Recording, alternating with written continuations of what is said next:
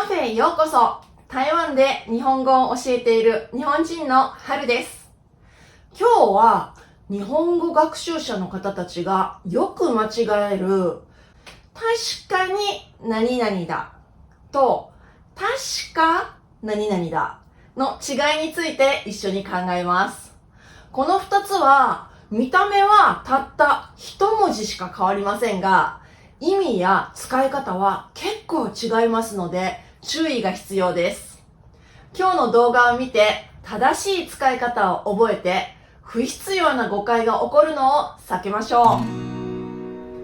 まずこの2つの共通点は何でしょうか？それは両方とも副詞になるっていうことです。特に文の最初につくことが多いんです。例えばあなたは来週の水曜日が祝日でお休みだったような気がするけど少し自信がないとき何と言えますか？確か来週の水曜日ってお休みだったよね。こんな風に文頭に確かをつけることができます。このことからわかることは確かという言葉を使ってはいても実は 100% 確かなわけではないっていうことですね。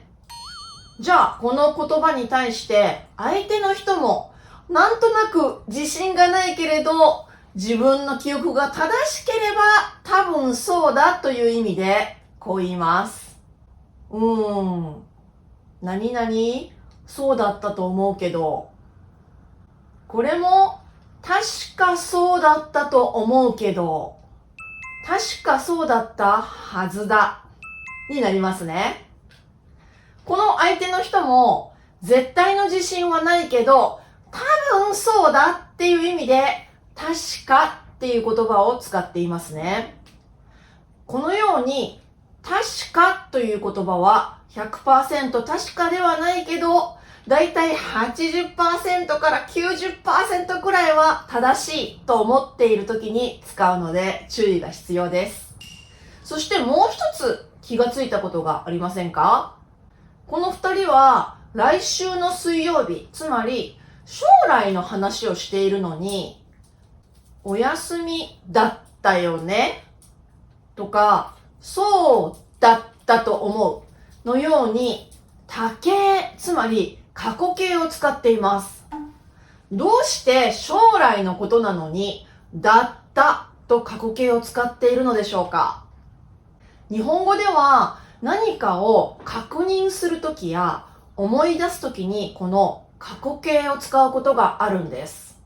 例えば、今日って何曜日だったっけとか、あの人の名前は田中さんだったよねのように使うことができます。それで今出てきた確かっていう言葉も何かを確認するときとか思い出すときに使う言葉なので、その後ろの部分も過去形になりやすいと覚えておいてください。またそのさらに後ろには何々と思うとか何々はずだもよく使われます。ですから一つの文型として確か何々だったと思うとか確か何々だったはずだと丸暗記してしまってもいいかもしれません。では相手の人が確かそうだったと思うと言っているのを聞いて、あなたは実際にカレンダーを見て確かめます。そして本当に来週の水曜日が祝日で間違いないっていうことを確認します。この時あなたは何と言えますか？本当だ。何々来週の水曜日だ。これは確かに来週の水曜日だですね。こんな風に 100% 間違いないとか本当にその通りだっていう時にこの確かにを使うことができます。ここまでのところをまとめると 100% 確実ではない時には確かを使って 100% 本当だっていう時には、確かにのようににをつけることが分かりましたね。ところで、もしかするとあなたは日本語の会話では相槌がすごく大切だっていうことを聞いたことがあると思います。とか。もし相手が相槌を打ってくれなければ、日本人はこの人は自分の話をちゃんと聞いてくれているのかなとちょっと不安になってしまうんですね。以前にこの動画でも話しましたが、よく使われる相槌として、そうなんですかとか、そうだったんですかとか、なるほどという言い方がありますね。ではさっき出てきた確かと確かにのどちらが相槌に使えると思いますか？例えばあなたの友達がこう言ったとします。今日は2月にしては暖かいな。もしあなたも 100% その言葉に同意しているなら何と答えられますか？それは確かにですね。これは本当にその通りですねとか、あなたが言っていることは正しいですという意味になります。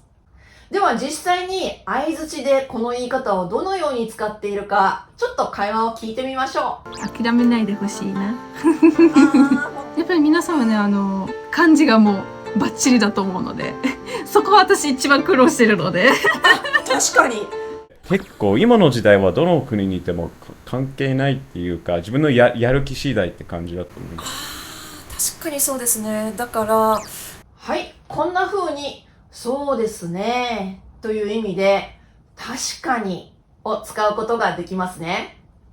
逆に確かっていう相槌はありませんので気をつけてください。ここまでで副詞としての確かと確かにについて考えました。ここでもう一つ気をつけてほしいことがあります。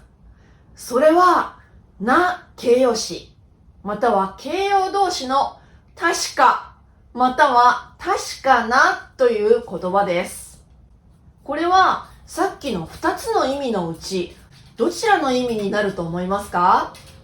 例えば、あの会社の技術力は確かだとか、これは確かな情報だという時の確かまたは確かなですね。